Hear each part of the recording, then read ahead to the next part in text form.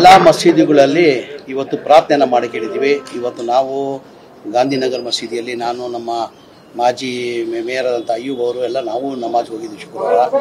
ಅಲ್ಲೂ ಇವತ್ತು ಪ್ರಾರ್ಥನೆ ಮಾಡಿದರೆ ಇನ್ನೂ ಹೆಚ್ಚಿನ ನಮ್ಮ ಸೈನಿಕರಿದ್ರೆ ಇನ್ನೂ ಹೆಚ್ಚಿನ ಶಕ್ತಿ ಕೊಡಲಿ, ನಾವು ಯಶಸ್ವಿ ಆಗಲಿ ಅಂತ ಇವತ್ತು ಎಲ್ಲ ಇಡೀ ರಾಜ್ಯದಲ್ಲಿ ನಮ್ಮ ರಾಜ್ಯದಲ್ಲಿಲ್ಲ, ಇಡೀ ದೇಶದಲ್ಲೇ ಎಲ್ಲ ಮಸೀದಿಯಲ್ಲಿ ಪ್ರಾರ್ಥನೆ ಮಾಡೋಕ್ಕೆ ನಮ್ಮ ಗುರುಗಳು ಸೂಚನೆಯನ್ನು ಕೊಟ್ಟಿದ್ದಾರೆ. ಇಡೀ ದೇಶದಲ್ಲಿ ಇವತ್ತು ಎಲ್ಲ ಮಸೀದಿಯಲ್ಲಿ ಶುಕ್ರವಾರದಲ್ಲಿ ಇವತ್ತು ಪ್ರಾರ್ಥನೆ ಮಾಡಿದ್ದಾರೆ. ನಮ್ಮ ಸೈನಿಕರಿಗೆ ಇನ್ನೂ ಶಕ್ತಿ ಕೊಡಲಿ, ನಾವು ಯಶಸ್ವಿ ಆಗಲಿ ಅಂತ ನಾವು ಇವತ್ತು ಪ್ರಾರ್ಥನೆ ಮಾಡಿದ್ದೀವಿ.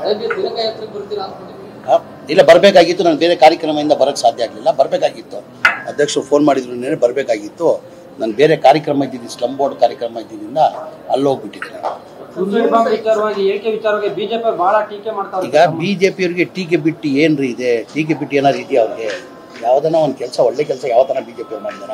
ಎಲ್ಲ ಅದಕ್ಕೂ ಟೀಕೆ. ನಾನೇನಂದೆ ಅವತ್ತು, ದೇಶಕ್ಕೋಸ್ಕರ ನಾನು ಬಲಿಯಾಗಕ್ಕೆ ಸಿದ್ಧ, ಈಗಲೂ ನಾನು ಸಿದ್ಧ ಆಗಿದ್ದೀನಿ, ಮಾತಿಗೆ ನಾನು ಸಿದ್ಧ ಆಗಿದ್ದೀನಿ. ನನಗೆ ಸೂಸೈಡ್ ಬಾಂಬ್ ಕೊಟ್ಟರೆ ನಾನೇ ಕಟ್ಕೊಂಡು ಪಾಕಿಸ್ತಾನಕ್ಕೆ ಹೋಗ್ತೀನಿ ಅಂತ ಹೇಳಿದ್ದೀನಿ. ನಾನು ಈಗಲೂ ನಾನು ಬದ್ಧ ಅದಕ್ಕೆ. ಈಗ ಅವ್ರದ್ದೇ ತಾನೇ ಸರ್ಕಾರ, ಕೇಂದ್ರ ಸರ್ಕಾರ, ನಮ್ಮ ಸರ್ಕಾರ ಇಲ್ಲ ತಾನೆ. ಈಗ ಆದೇಶ ಯಾರು ಮಾಡಬೇಕಾಗಿರೋದು? ಪ್ರಧಾನಮಂತ್ರಿಗಳು ತೀರ್ಮಾನ ಮಾಡಬೇಕಾಗಿರೋದು. ಅವ್ರು ತೀರ್ಮಾನ ತಗೊಳ್ಳಿ. ಒಬ್ಬ ದೇಶಕ್ಕೋಸ್ಕರ ತ್ಯಾಗ ಮಾಡಿಕ್ಕೆ ಒಬ್ಬ ಮಂತ್ರಿ ರೆಡಿ ಇದ್ದಾನೆ ಅಂತ ಹೇಳಿ ಅವ್ರು ಒಪ್ಪಿದ್ರೆ ಐ ಆಮ್ ರೆಡಿ. ನನ್ನ ದೇಶಕ್ಕೋಸ್ಕರ ನಾನು ಏನು ಮಾಡಿದ್ರು ಕಟ್ತೀನಿ. ನಮ್ಮ ದೇಶ ಇದು, ನಮ್ಮ ದೇಶ ಇದು. ಸುಸೈಡ್ ಬಾಂಬ್ ಇಲ್ಲ. ನನ್ನ ಅಭಿಪ್ರಾಯ ತಿಳಿದೀನಿ. ನಾನು ಪರ್ಮಿಷನ್ ನಾನು ಹೋಗ್ತೀನಿ ಅಂತ ಹೇಳಿಲ್ಲ. ಕೇಂದ್ರದಿಂದ ಪ್ರಧಾನಮಂತ್ರಿಗಳು ಪರ್ಮಿಷನ್ ಕೊಟ್ರೆ ಅಂತ ಹೇಳಿದ್ರು. ನನ್ನ ಅಗತ್ಯ ಇದ್ದೆ ಏನಾರು ಅಗತ್ಯ ಇದ್ದಿ ನಾನು ಕೊಟ್ರೆ ನಾನು ಹೋಗ್ತೀನಿ ಅಂತ ನಾನು ಹೋಗಕ್ಕೆ ಸಾಧ್ಯ ಆಗಲ್ಲ. ಪರ್ಮಿಷನ್ ನಾನು ಕೊಟ್ರೆ ನಾನು ಈಗಲೂ ಹೋಗೋಕ್ಕೆ ನಮ್ಮ ಸಿದ್ಧ. ಇಷ್ಟೇ ನಾನು ಭಗವಂತ ಅಂತ ಪ್ರಾರ್ಥನೆ ಮಾಡೋದು.